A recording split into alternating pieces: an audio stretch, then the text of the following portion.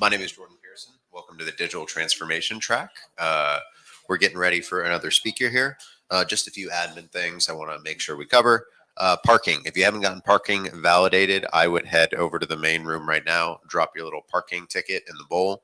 Apparently, that's how it gets validated. So, again, feel free to ask me any questions if you need on that. Name tags. If you got a handwritten one this morning and you would like an official one as a conference attendee, just give me your name and we can print up a new one and have it ready by lunch. Again, encouraging people to live tweet.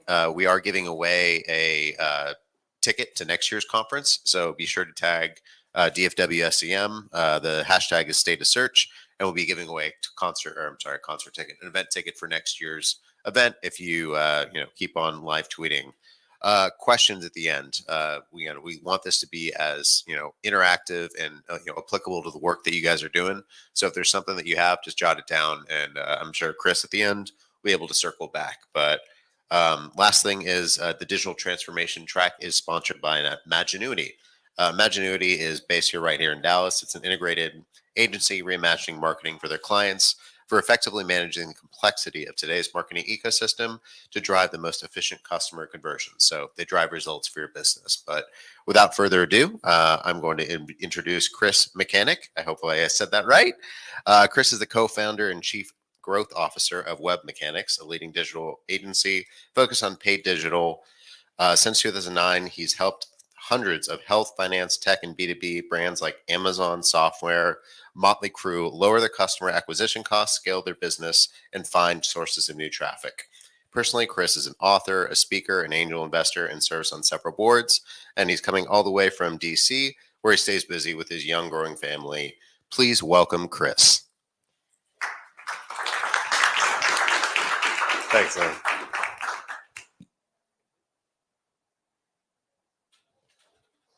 What's up, everybody?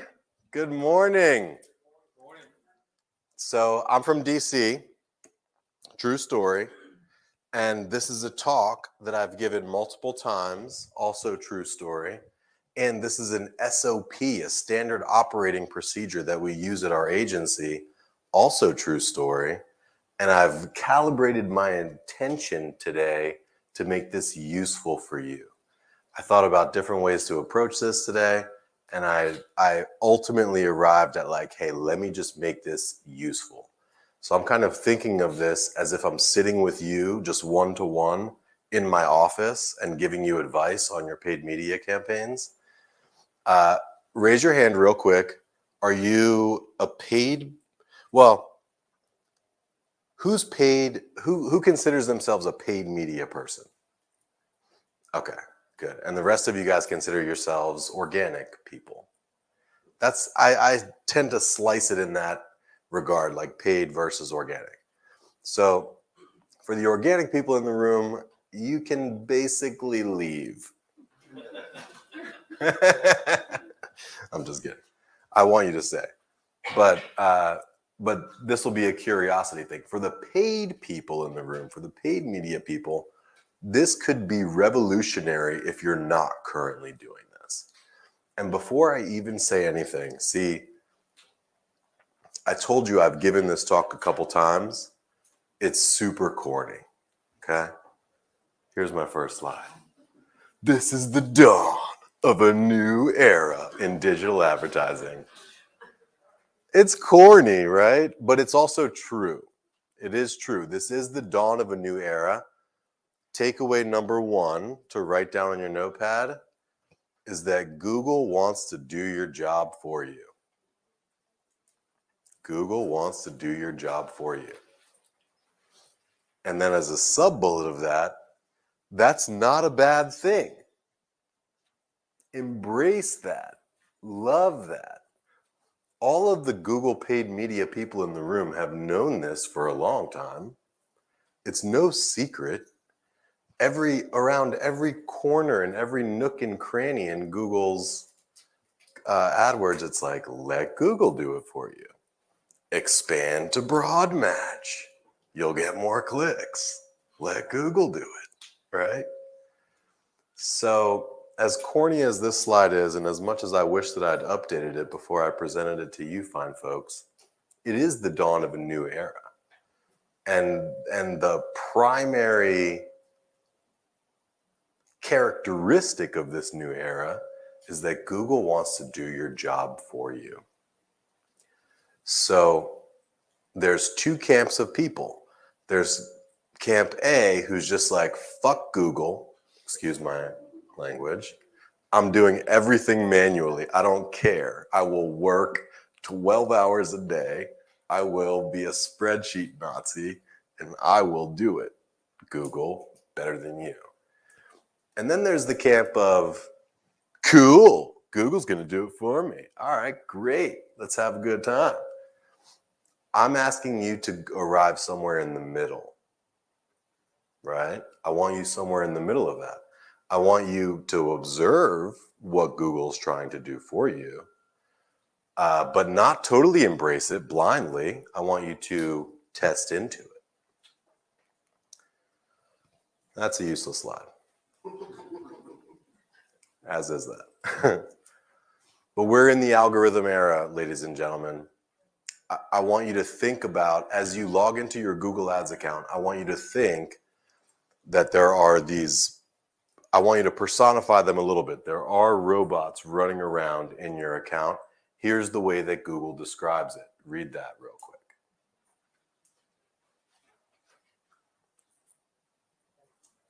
That's how Google describes it. And this is pretty recent.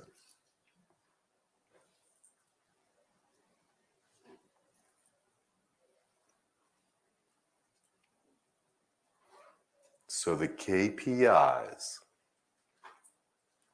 that you're looking at, I love all, you guys are proactive. I like that. This is a key slide right here. The KPIs and the data that you share could be a competitive advantage. Now think about what data you're currently sharing with Google. Most advertisers share form submission data. A synonym for the data that you're sharing with Google is, when are you firing a conversion? When do you fire a conversion? You fire a conversion when somebody fills out a form, right? So for most paid media advertisers, that is the extent of the data that they're sharing. My whole goal here is to encourage you guys to share more and richer and better contextualized data with Google so that they can understand, so that their robots can go to work for you. That's the big idea. I'm going to show you how to do it. But this is the era that we're coming into. The best algo trainers win. So if you take to heart what I'm saying here today and you go and implement some things, you'll be ahead of the game.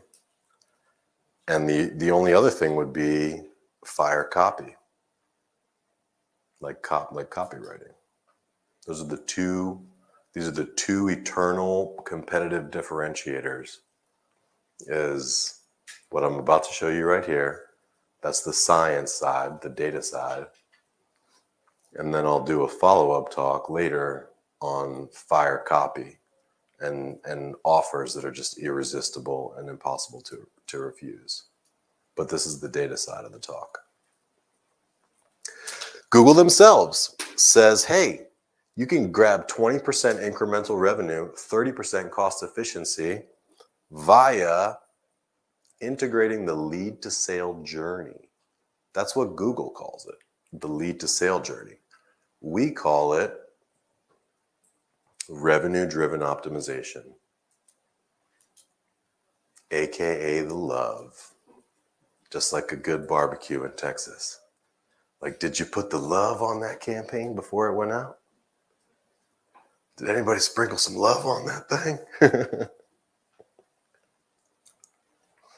We've got it codified and broken down into 3 distinctive steps. 3.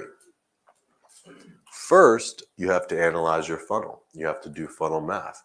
You have to understand the value of different behaviors, and you have to understand the behaviors themselves. Most advertisers don't really fully understand all of the micro behaviors that go into a good solid conversion. Second is data piping, which we'll talk about. That's for the developers in the room. That's for the more technical folks. And then the third is IOQs, indicators of quality. This is where the art comes into it. IOQ, indicator of quality. So the first 2 are science, the third is art. This is not a full copywriting course, but I will show you a couple of fire elements that you can use.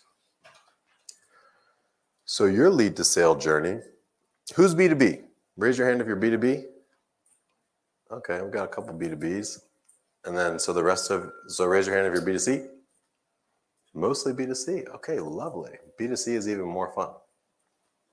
So you've got a journey. It may not look like this. In the B2B world, we call it lead, marketing qualified lead, sales qualified lead, closed deal. In your world, it looks different. But step 1 is mapping your lead to sale journey, whatever these things are. There should be 3, 4, 5, 6 different steps. It's incredibly important to know what they are. And the big idea here, if you do nothing, absolutely nothing, is that most advertisers stop here in terms of the data. Remember, it was the KPIs and the data that you share with Google are your competitive advantage. Most advertisers stop here. They're saying, hey, we got a bunch of leads, but they provide 0 visibility into how many of them are good, into how many of them actually enter the pipeline, and into how many of them actually close. So if you're Google and you have a zillion data points on every single person in the whole wide world, you see every single Gmail that they've ever received, you see every single Google search that they ever do, would it be powerful to know what characteristics of people tend to become marketing qualified or sales qualified, or what percentage of people, or what characteristics of people actually become customers? Of course it would. So here's how to unleash that data. So right now, there's big talks about first-party data. It's like a massive topic. Everybody's sitting on it. Everybody's generating it. At this moment in time, you're buying clicks and you're generating that first-party data, but you're keeping it locked in your own coffers for no cost whatsoever. You could be sharing it with Google to allow Google to more effectively go out and prospect on your behalf. And that's the big idea. Here's what you're doing.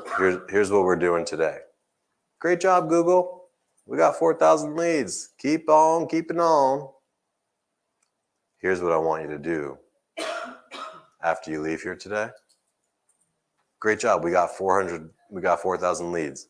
These 25 became customers. Study them, Google. Go to work, Google. Find me more like that. That's the whole idea here. Does that sound exciting? You guys picking up what I'm putting down here? All right, let's do it. So next time you're celebrating, here's another corny slide for you. Next time you're celebrating your big quarter, your big week, just remember, has anybody shared this with Google? And the slide rendered really poorly. AV team. It wasn't supposed to look like that. All right. So before you log into Google Tag Manager and get all tag happy, let's do a little bit of funnel math. So this is an exercise where you guys break down, take a second and take your notepads and break down your own funnels. Think about your own funnels. What are those steps? You have CRM, you have some kind of systems. So you have 4,000 raw leads, right? Think about the data that's being generated and the steps involved in the process. What are the steps for you? There should be at least 3 or 4 major steps, but there's also minor steps as well. There's steps that you don't think about. We call them pre-conversion events. So even before a conversion takes place, we have the ability to predict more or less whether that is a useful user or not.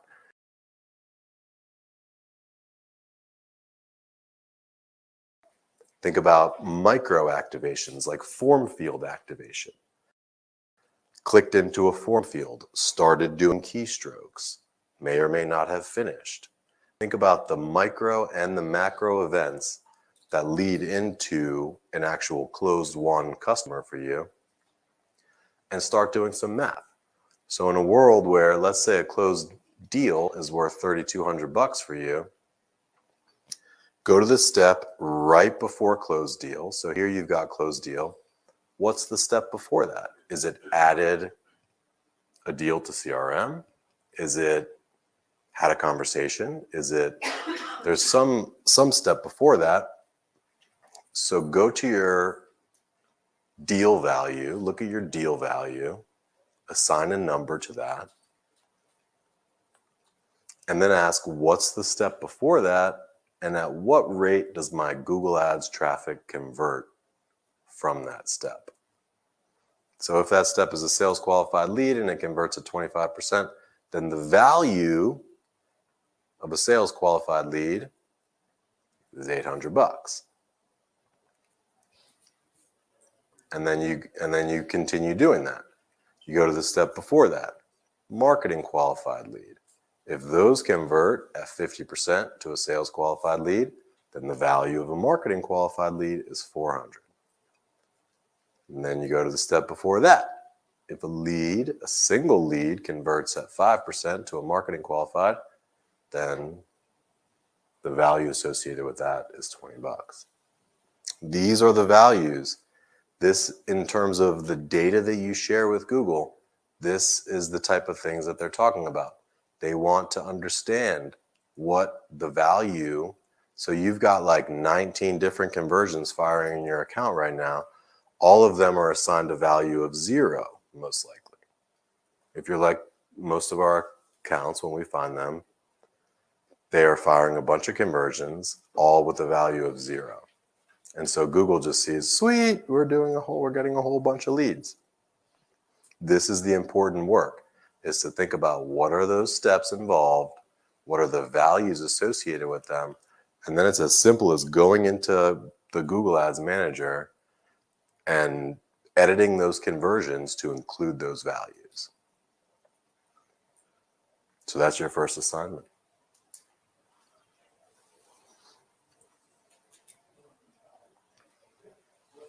Any questions so far? I know this is a little bit in the theoretical realm. We're about to bring it down to earth right now.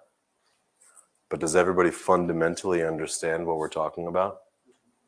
You're buying clicks, you're buying ads, there's things happening, there's data flying around.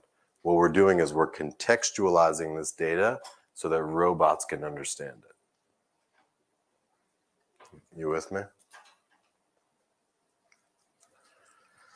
So then once you've got the values associated with these different actions and you've got triggers set to fire these conversion events when these actions take place, then it's a matter of piping the data. And this is the hard part. This is the part that a lot of advertisers get mixed up on because you have to be technical. Like there's a technical element. Raise your hand real quick if you're a developer, if you write code. We got one. Okay, well, you're going to have to buddy up with your developers. And your developers are going to be like, what the fuck?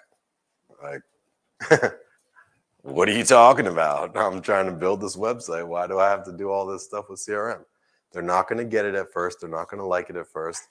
Ask these fine folks for the recording of the first 10 minutes or so that they can understand and contextualize, because there is some work that has to be done. Here's what you tell your devs.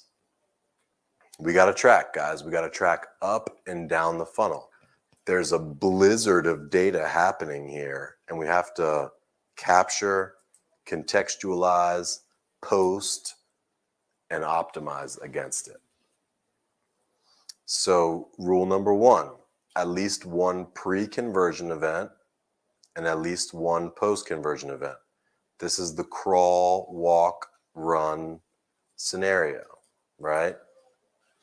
So let's suppose that algorithms don't exist. Let's suppose that AI is just a bunch of bullshit, okay? Let's imagine a world where AI is just trumped up. It actually doesn't do anything. All I want is a world where I'm a media trader. I'm buying ads in Google Ads. I have my columns. I can see impressions. I can see clicks. I can see click-through rate. I can see conversions. All we're talking about is adding 2 columns to that. One column, which is a pre-conversion event column, which says basically, is this a zombie or not? Right? So imagine you've got 10 campaigns. You can see the impressions, the clicks. I don't care if it's performance max, it doesn't matter. But now you've got 2 magical columns. One is pre-conversion engaged, meaning that they did something useful on the website. They viewed more than one page. They didn't bounce immediately. That could be, I love doing a form field activation event. Like they started filling out the form but didn't. You want that's called a pre-conversion event. And then a post-conversion event. So everybody's tracking the form submission, but a post-conversion event is something happened in CRM. Something happened, in your revenue system. It became a deal. It became, a qualified lead, whatever that is.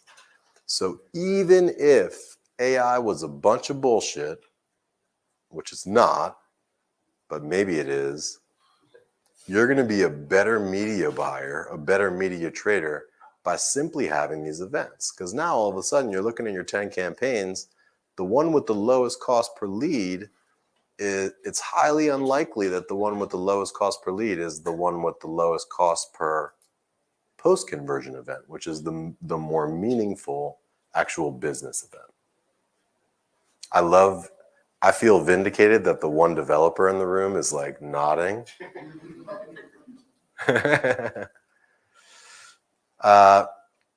So that's rule number 1. One pre and one post-conversion event. Just imagine that AI is a bunch of BS. Having these columns is going to make you a better trader. Then the second part is to assign values. And these can be scientific, they can be really thoughtful, or they could be, in a way, crawl, walk, run. Like they could be kind of estimated. They could be dynamic if you're fancy. You could post these dynamically based on the value of the actual deal, or you could do it, in the old school way. Because the fact is, if you're doing nothing right now, like if you're like the vast majority of advertisers who are just posting a form submission with an event value associated with 0, like even just eyeballing it, even just winging it and assigning some value higher than 0 is better than nothing. To the extent possible, on Facebook and Google, you want to use their standard events. There's ways that you can do custom events or custom conversions. There's ways that you can do custom events and map them to standard events, but you want to speak their language and take advantage of the enhanced conversions. There's CAPI, which is the conversion API on the Facebook side. Google calls it enhanced conversions. And then you want to choose the appropriate type. So is this a lead? Is this a sale? Is this a free trial sign up? You want to use the language of the platforms, and you want to do your best to make that tracking consistent across platforms. This is a journey, guys. We work with very large advertisers. Amazon is a client of ours. And this is a moving target, even for the biggest advertisers in the world. So don't feel that you have to do this perfectly. The key is that just imagine that AI doesn't exist and you simply want more useful columns in your report. That's the way to think about this. For the devs in the room, or the single dev in the room, what that means, the secret is in the click ID. So you've got the Gclid, the Google, which is the Google click ID. You've got the Facebook click ID. That's a spaghetti string of numbers. The key is that whoever clicks on that ad, you want to associate that click ID with that individual. You want to pull it down, parse it as a first party, right when they hit that site, you pull it down, parse it, lifespan equals 200 or however many days you want. And you want to make sure that that unique value is passed along with that individual's record throughout the journey. So when they enter CRM, you got to parse that. You got to parse that unique ID, put it into a hidden field or a custom field.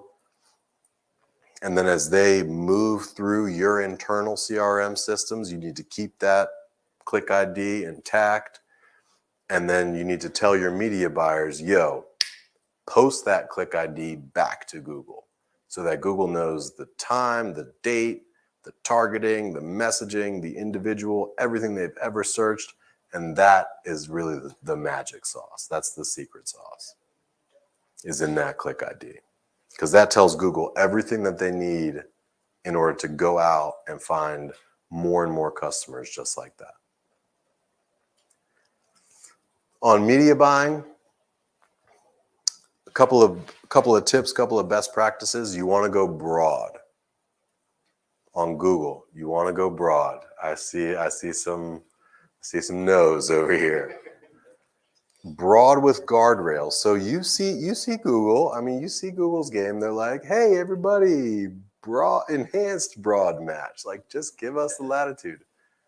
This is dangerous and silly. You can make a lot of arguments for screw Google. I'm going to stay up 12 hours a day and I'm just going to do it myself. Broad with guardrails. This is the guardrails that you place.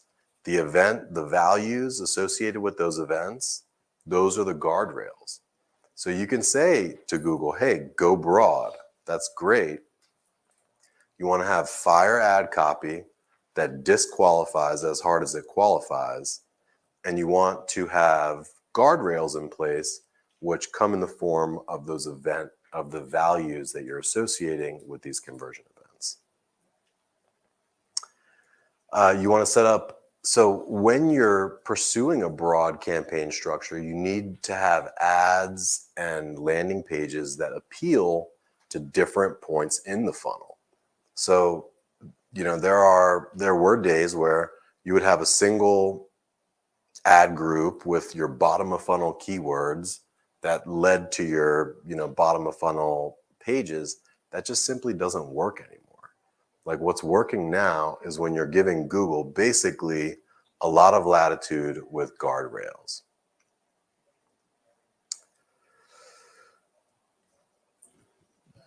I'm going to leave some time for some questions here. But here is, how are we looking on time?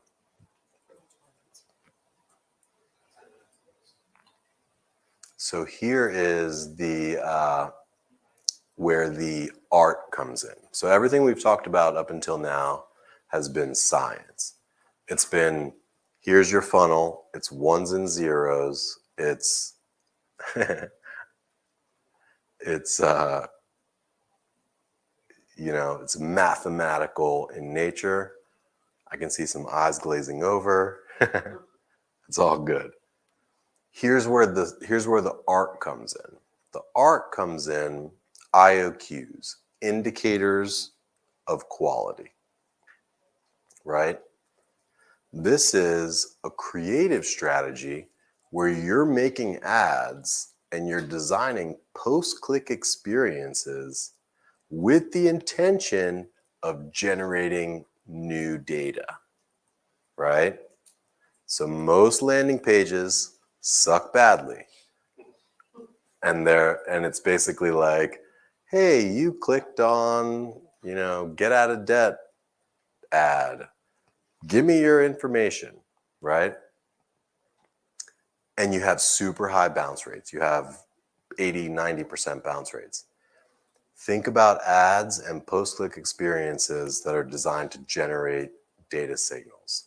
So here's an example of ads. This is a Facebook. I know this is search crowd, but Facebook's got survey ads or poll ads where you can say, are you this or are you that? You can create audiences accordingly. You can spin up lookalikes accordingly. Google has probably pretty similar. Here's an example for a client in the solar space. So solar is a B2C space. This client, when we found them, was running traffic, a lot of traffic to some boring landing page with a form on it. It had a 90% bounce rate because nobody was filling out the form. We subbed it out with this. Do you own your property? It's the critical question in solar. It's the big question, right? Because if they don't own their property, you can't work with them. If they do, you can. What's your big question? If I'm a qualified prospect, here's the question you ask yourself. I'm a qualified prospect. I get connected with your best sales rep. Your best sales rep is going to ask me a couple of questions to feel me out and to see whether I'm a good prospect or not. What are those questions? We call those the big three. There's usually three big questions. What are they? Do you own your property? Do you want to save money? Are you in solar? No.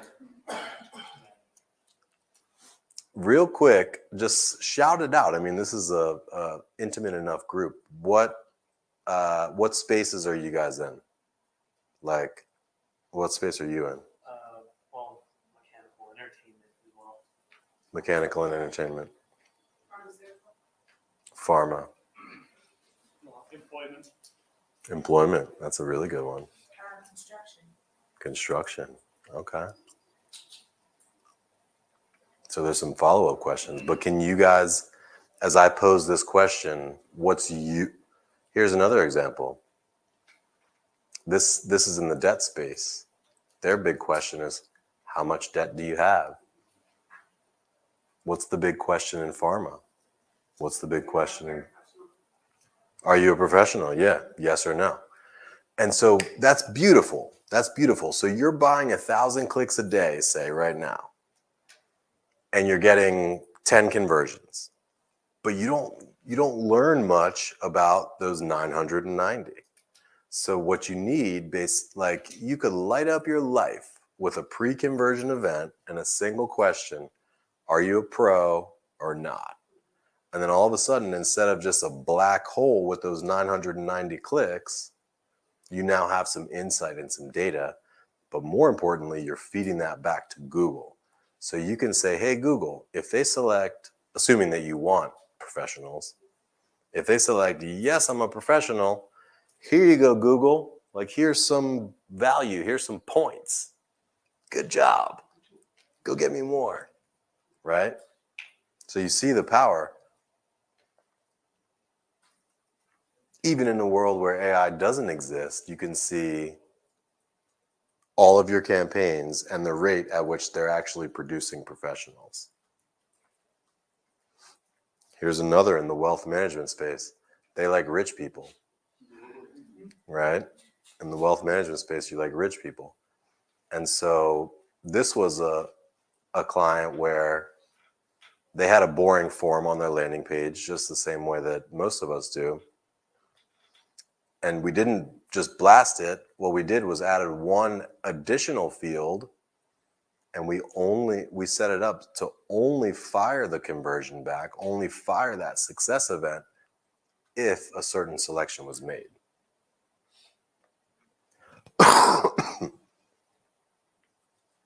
So I think you guys are getting it. You guys are quick studies. I like it. This is another thing for the devs in the room. So here's what most folks are doing is they've got, traffic coming from Google or from Facebook, got your fields, you're firing that pixel unconditionally, regardless of it's a bot, if it's like regardless of their selections. Here's the way that I'm urging you to do it. Like, skip the rest of the conference. If you're spending more than $10,000 a month, leave here immediately and just make it so that your pixel is firing only if field 4 equals that, field 5 is that, field 6 is. And then that way you're just like pumping it right to the vein. Like, you're giving it to Google straight. It's like, hey, Google, this is useful. This is not. Step it up, or else I'm reinvesting in organic.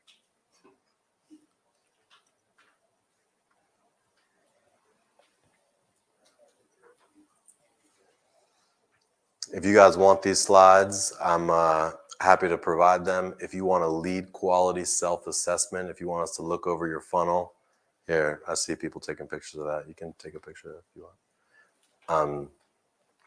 We are offering that as well. I'm happy to have our team look over your funnel if you like, which you can check me out on LinkedIn, linkedin.com/in/Chris Mechanic, just like people that fix cars. And the company is called Web Mechanics. I did that. I thought it was cute when we first started. Now I think it's kind of annoying. I wish I didn't do that, but it is what it is. All right, and then some winners. So we found this client in the construction space. They're a window replacement company. They weren't doing too bad. This landing page, believe it or not, converted at 7.5%. 35% of them switched to leads. We removed the form. That's a big part of what we do.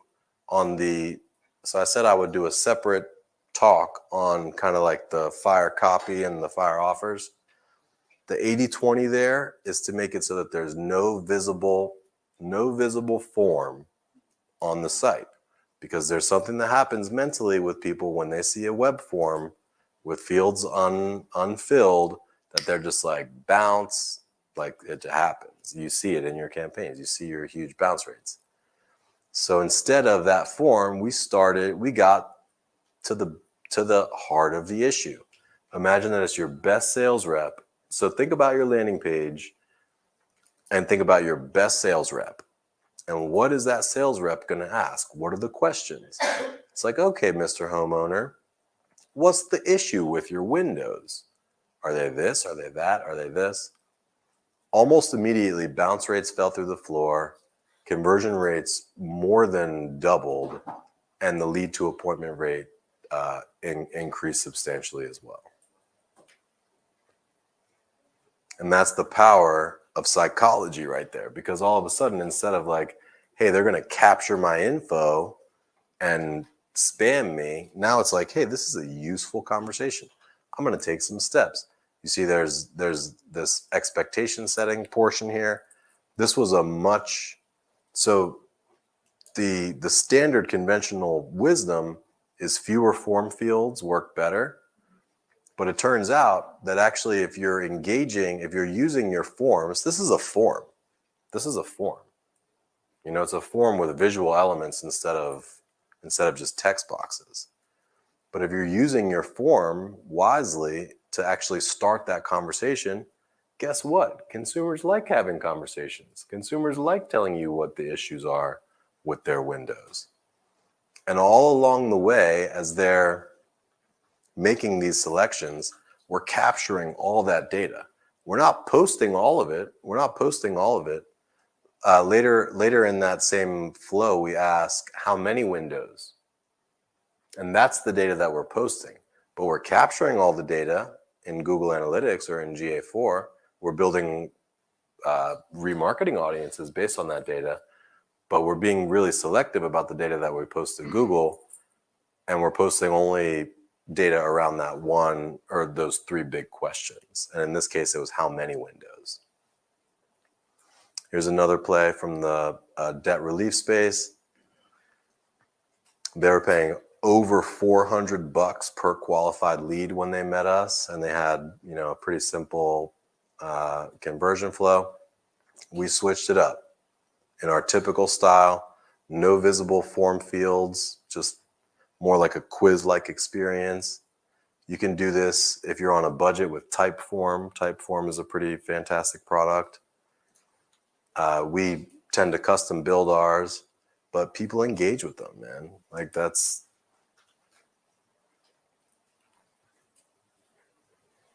an abrupt ending.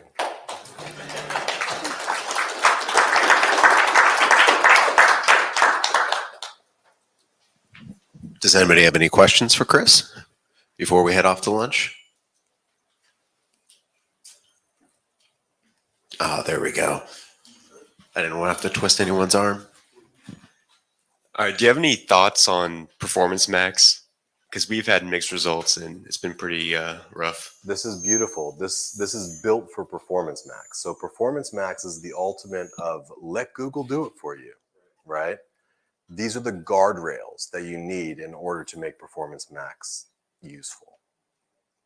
So basically, whatever conversions that you're going for, set a value associated with them, and then tell Google basically, I'm only buying at this cost. So these are the guardrails. This is the secret to Performance Max. I love Performance Max. That's what I was wondering. When we tried it with the guardrails, we got pretty far in this process and it still went off the rails. So maybe we'll give it some time. Or call me, hire us.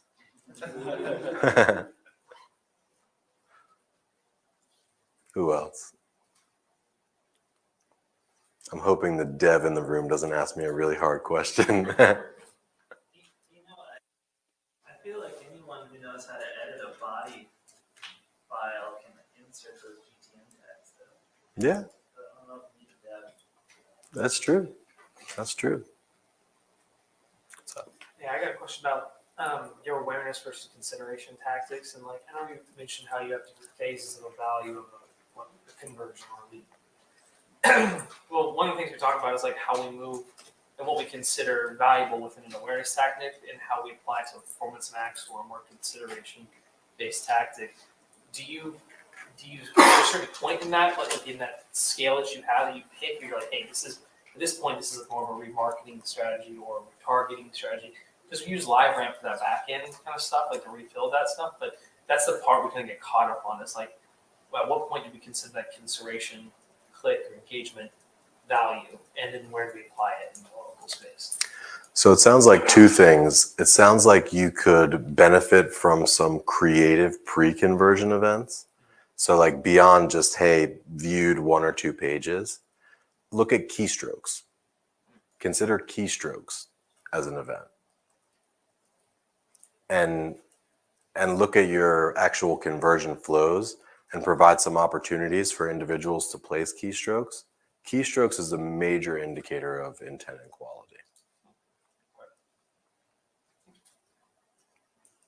The other thing that came to mind as you were talking was conversion sets.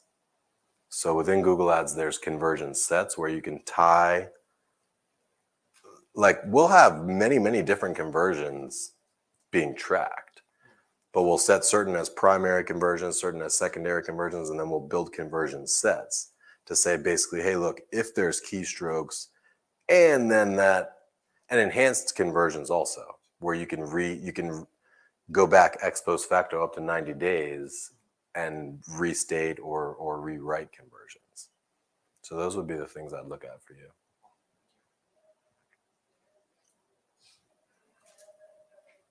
How'd I do, AV people?